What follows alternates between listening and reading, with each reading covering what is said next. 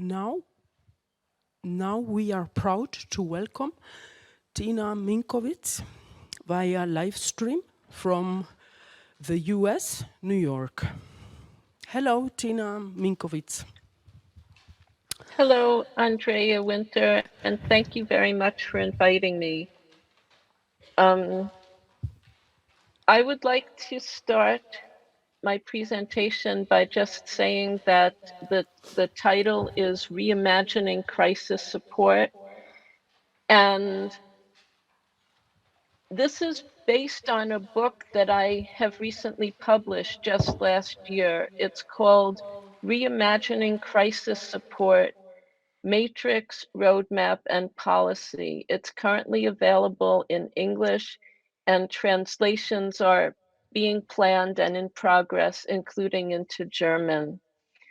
The core thesis of the book is that crisis support can be understood purely within the social model of disability and human rights without reference to mental health concepts or practices.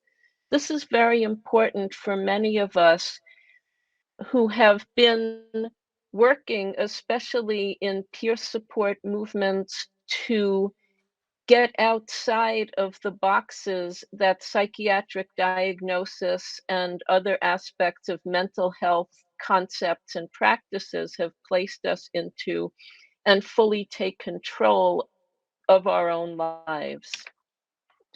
The Convention on the Rights of Persons with Disabilities already requires states to provide support in two areas that are key to a person's ability to manage their own crisis. I don't think that the concept of other people managing someone's personal crisis is useful. That comes from a paradigm of control, but a person, probably I should have used the word navigating their own crisis, is would be a better way to think of it.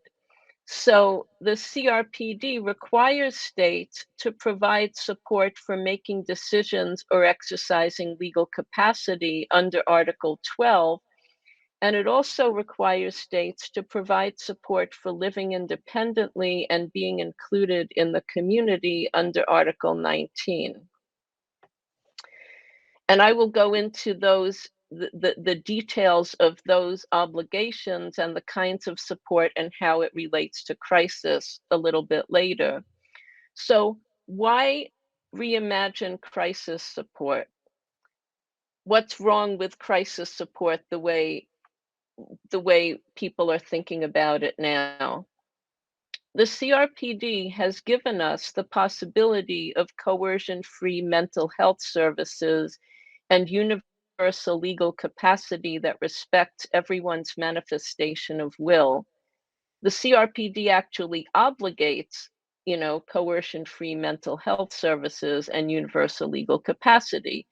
There are some governments that have made really important reforms that in most respects comply with the CRPD in relation to legal capacity. Peru and Colombia are the two that I would highlight as complying most substantially with the standard in general comment number 1. Mexico has recently enacted a health law reform regarding mental health that actually requires that mental health services are based on the person's free and informed consent, and that involuntary measures should not be used. Activists have acknowledged that there are some substantial obstacles to implementation for which they may be calling on everyone to offer solidarity, so we can be prepared for that. But still, even with these reforms, two problems persist. The legal system treats personal crisis as a medical emergency.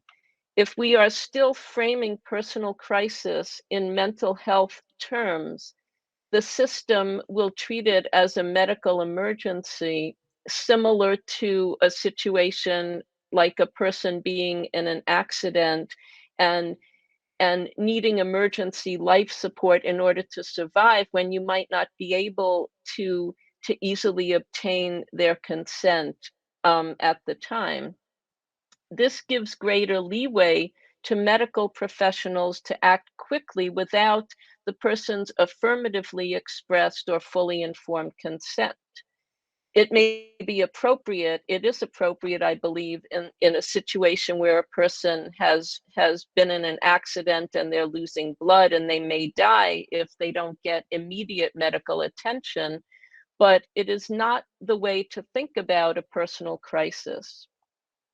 And when the legal system treats personal crisis as a medical emergency, it requires constant vigilance to make sure that people's wishes are actually being respected in that circumstance, rather than simply guaranteeing the right to be left alone if a person does not consider that the attentions being offered are what they want. In addition, medicalization of personal crisis denies power and agency to the person and places authority in medical professionals. Psychiatry and other mental health professions would then control policy and access to crisis support, and people who reject psychiatric diagnosis, who reject professional help, who reject psychiatric drugs, cannot find support that would be acceptable.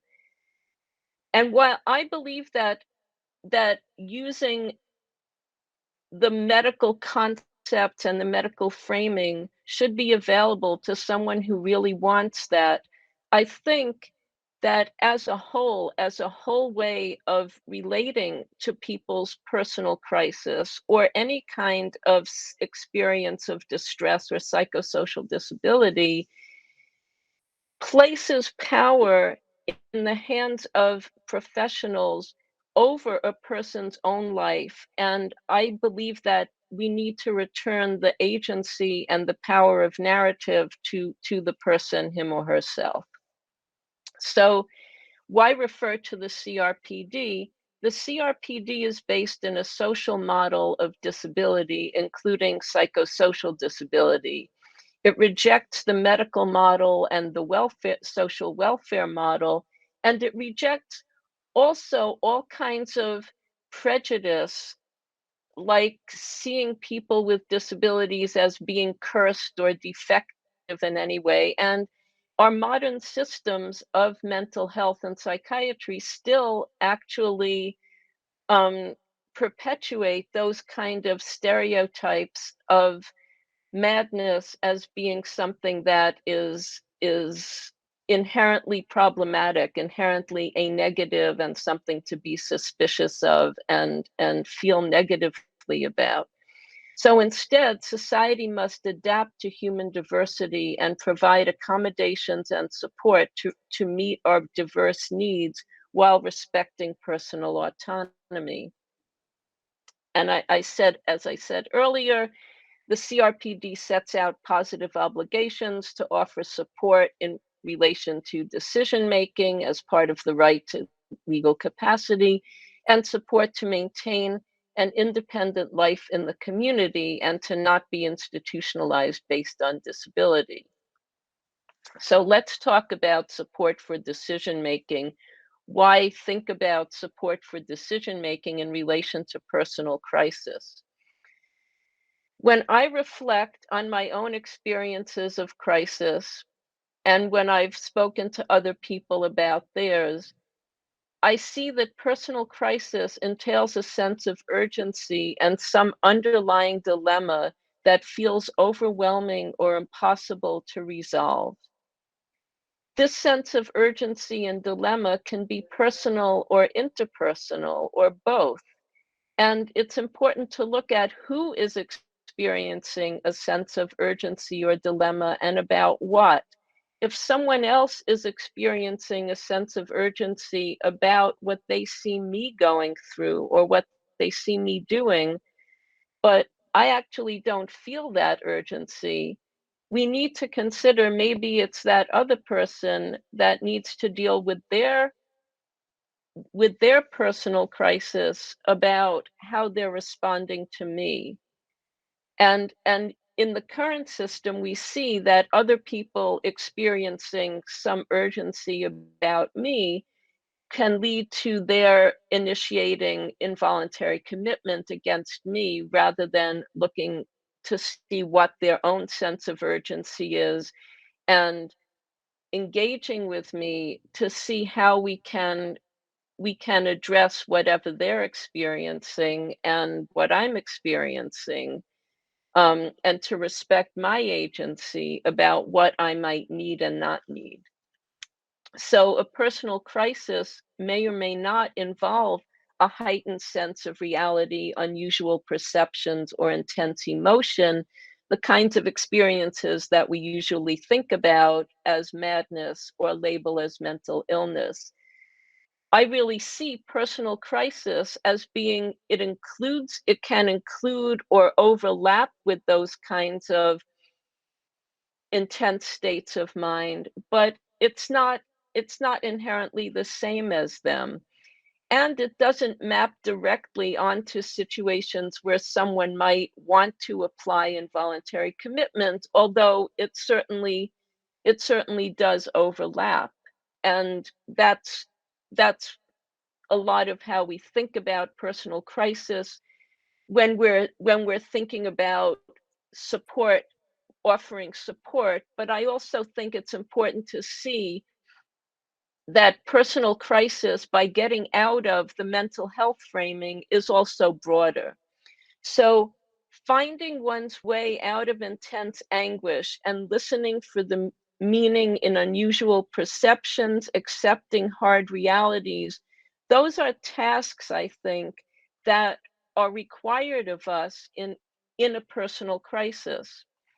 It requires us to pay attention to discernment and action as components of decision making. And I see discernment as an activity or a process rather than a criteria that anyone else can apply to say, to judge whether I am discerning things correctly or not. We might benefit from support in relation to this activity or process, support being accompaniment, solidarity, reflection from different ways of seeing. We might also benefit from healing modalities such as body work, breathing, and relaxation techniques, energetic release, and creative expression. And this does not really fit so well with support for decision making or legal capacity under Article 12. And I've conceptualized it as being more related to Article 17, which guarantees respect for a person's personal integrity. And I think support for personal integrity can be a way of conceptualizing this, the healing modalities under the CRPD. So, how is independent living relevant under Article 19 of the Convention? Personal crisis makes it hard to keep up with the practical tasks of life, such as housekeeping, maintaining relationships, work and financial responsibilities, etc. Any support needs related to disability that can pose challenges to staying in one's own home or community can be covered under an independent living framework. And this support should be based on needs rather than a diagnosis. The independent living framework is all about a social model of disability where the person is talking about their own needs, expressing their own needs, however they are expressing themselves, and the person decides what they want and don't want.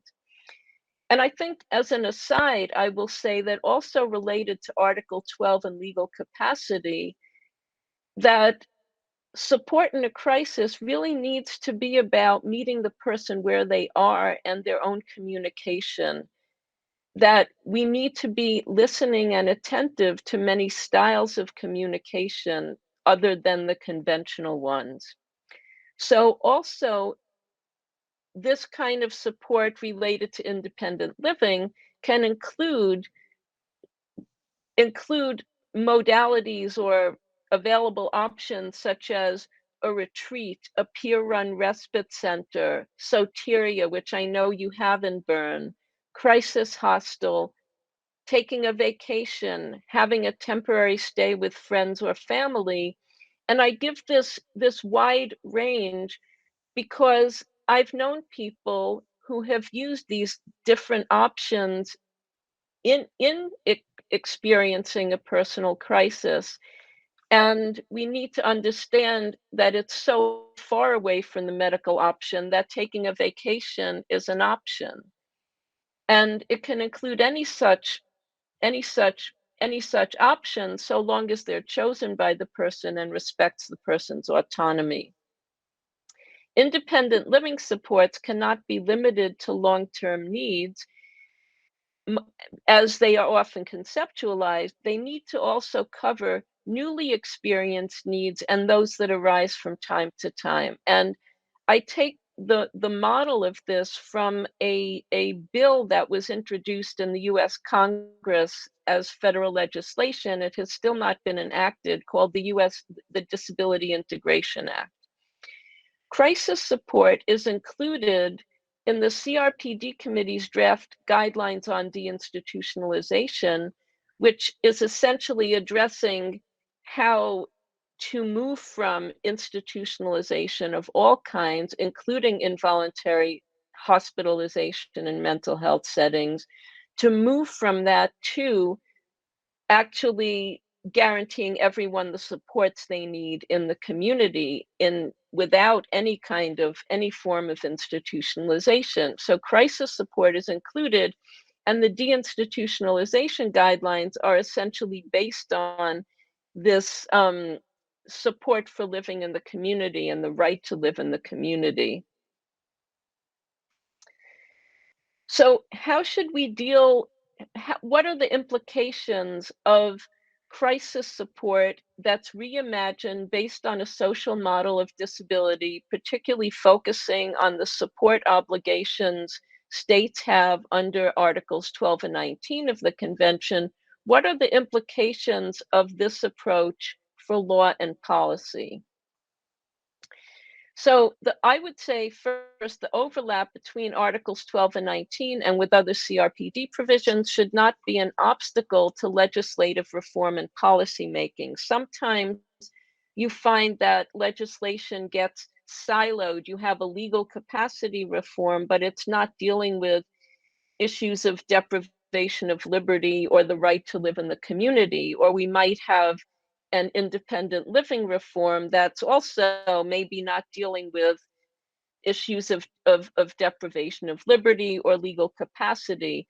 Ideally, we need all these reforms, and we need comprehensive reform. I believe that if done right, Article 19, as addressed in the draft guidelines on deinstitutionalization, is probably the best overall to take this forward. And it's most comprehensive for the purpose of programmatic measures to deliver a wide range of supports. Article 12, legal capacity reform, is absolutely essential to ensure the recognition of universal legal capacity, and to ensure that the person's legal capacity to make decisions is respected at all times. That is essentially what we have legislated in Colombia and Peru at this point. So it is important for people to understand it is possible, and the implementation, how well they're doing on respecting that in practice in all situations, including personal crisis, I think has yet to be tested. All of these types of reform are needed. As I've said, Article 17, personal integrity, and Article 28 on adequate standard of living, the right to have the right to housing, the right to have income support if you need it, are also clearly relevant to deinstitutionalization and crisis support. Article 14 is relevant in two ways. obviously, I think probably to all of you here, the obligation to repeal all measures that authorize involuntary institutionalization, including in the mental health system, for any duration, or any involuntary medical or social or psychological interventions. Um, Remember that Article 14 guarantees liberty and security of the person on an equal basis with others, and that has been the avenue to bring in um, the fact that no involuntary medical interventions can be done, that mental health or other health services have to be done only with free and informed consent of the person concerned.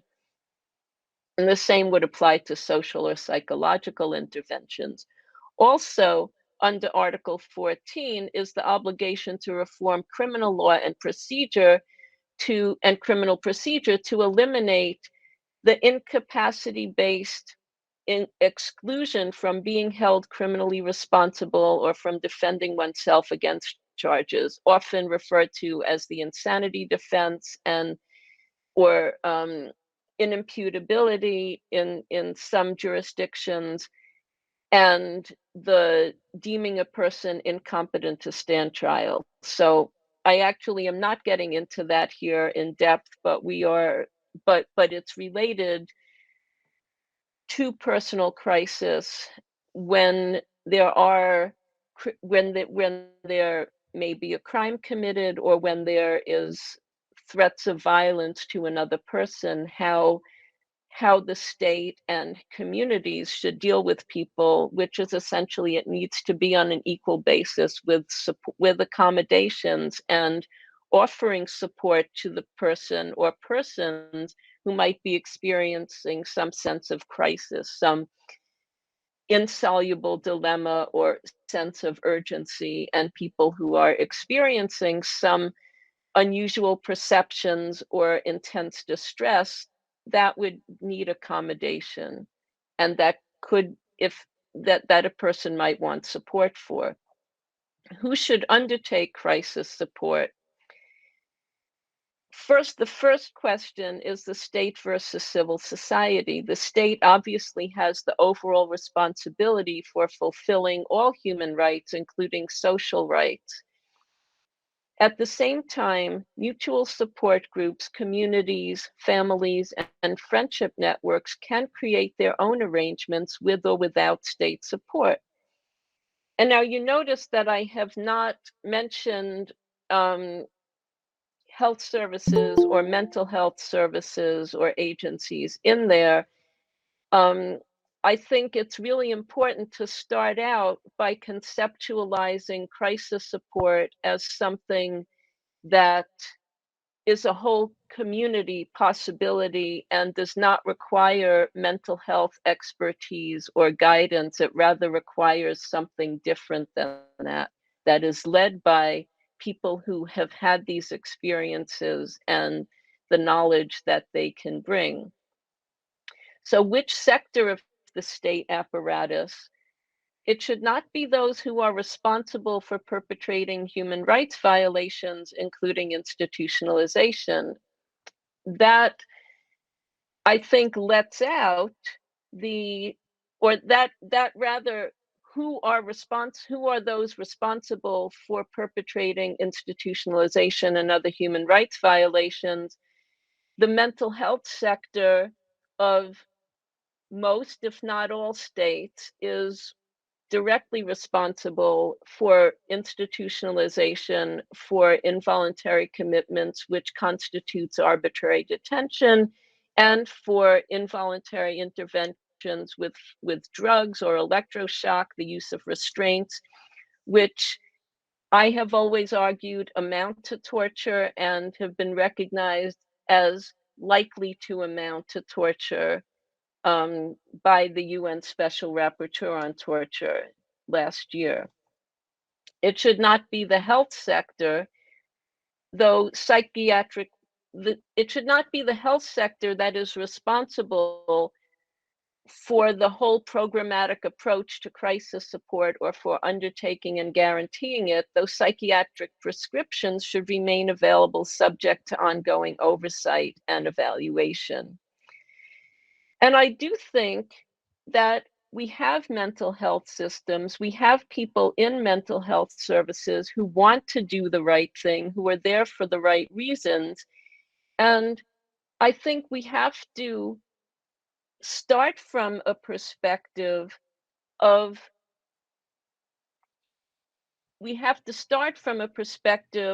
making crisis support a community initiative, a disability human rights initiative, and from that standpoint, evaluate very, very carefully what aspects of mental health services might be useful in that, but to never assume that mental health services are going to be the ones in charge or that have to provide all crisis support. So policy, law, oversight, and supervision should come from an agency focused on the rights of persons with disabilities, with the substantial participation of DPOs, disabled people's organizations, and particularly people with psychosocial disabilities and survivors of psychiatric institutionalization and forced interventions. Now, people may not consider themselves disabled. That's a whole other discussion, but that's the concept is, however any of us personally identify ourselves or collectively identify ourselves. There are people who reclaim the term madness as an identity with mad pride. That this is who needs to be the substantial leadership of such policy and implementation. Health law reforms are being undertaken now, as I mentioned, Mexico and also somewhat Peru, that can bring mental health service provision under the CRPD standard of consent. That is a first step and requires vigilance, where currently the mental health sector remains in charge of policy and programs, which perpetuates the medicalization of psychosocial disability. And in those reforms, it's important to ensure that implementing regulations allow for support that's entirely outside the health system. And the draft guidelines on deinstitutionalization does specify that support, including crisis support related to people's experiences of distress or unusual perceptions, needs to be available outside the health system. So with that, I'm going to conclude. I will just actually mention one other thing, that from a side event that I organized at this year's Conference of States Parties just a couple of days ago. It was a virtual side event on remedy and reparation for institutionalization. And many of us are coming to think that a reparations approach offers important legal and social tools to actually recognize the human rights violations we've been subjected to and move forward on a different basis that I think would include this kind of social model, reimagining of crisis support and all kinds of support related to psychosocial disability. So with that, I will hand over for questions and answers.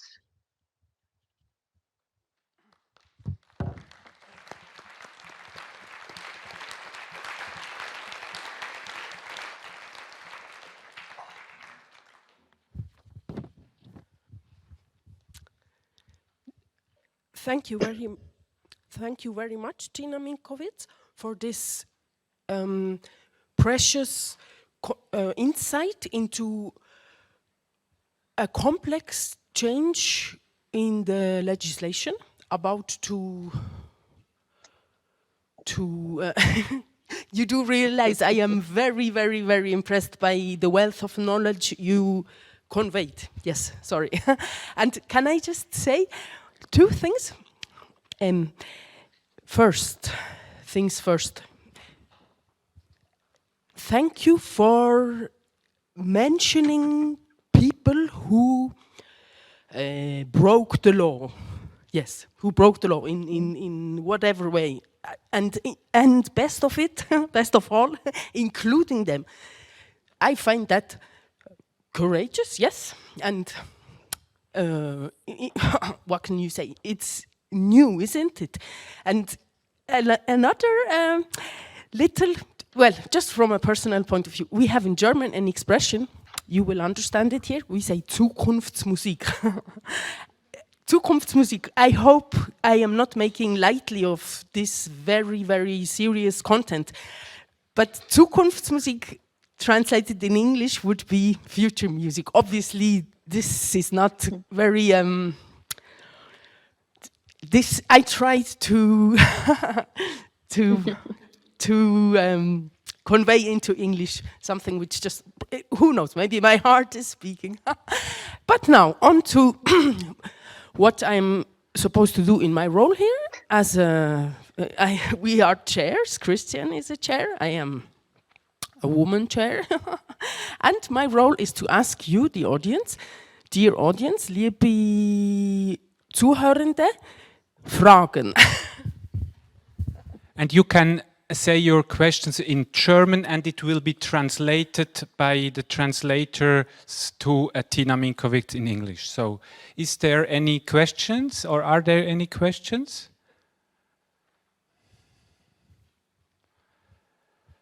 No questions. So perhaps I have one question, Tina. My name is Christian Buhr and I am also a member of the committee of the conference. And one question is, do you have any good practical examples how like they do already crisis support, like you say that we should go in the future in your speech? Do you have any examples? Yeah, actually, in my book, I would like to say that my book is available as a free download, so I don't have to make money off of it. From this website, reimaginingcrisissupport.org. And and it will be available eventually in German. I give some examples of practices that I think are worth highlighting as having some elements, maybe some of them have all the elements that I think are valuable. I'm not aiming to recommend specific practices to say everybody should go and do this or everybody should go and do that. I do think that the framework of a practice called intentional peer support, that has been helpful to me in relating to people in my life who have been experiencing crisis, and even relating to myself if I experience crisis, because that's another piece, that we can be a friend to ourselves as well. And I'll just recommend that practice, and there's a website, intentionalpeersupport.org, that you can look at.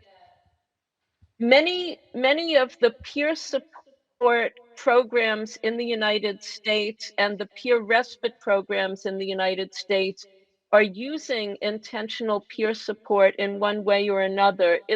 And one of the aspects that's very congruent between intentional peer support and the CRPD is that it talks about respecting that everyone has a worldview and that our worldviews are different. I think that's really important for respecting everyone's legal capacity and decision making, to understand that however a person is communicating in this moment, if that they're still a person, they still have their own worldview. And many of us have experienced that, mental health professionals or people who may have not experienced any of this themselves think that if a person is in great distress, if they're talking in a way that you just don't understand what they're saying, it's almost as if they're not really there.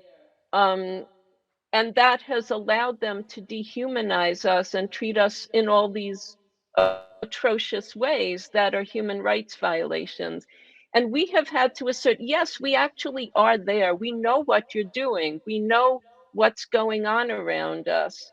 In terms of, we know how we're being treated. So in these states where we might call madness or distress or whatever, or crisis, we are still having a worldview, and that worldview has to be respected and engaged with. It's not that you can just dismiss.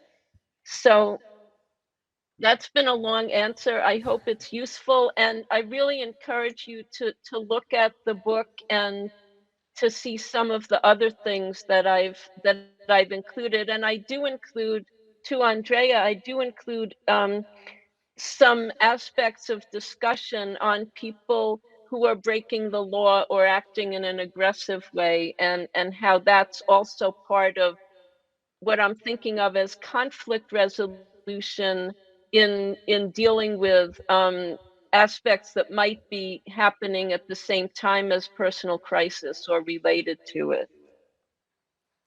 Thank you very much, Tina.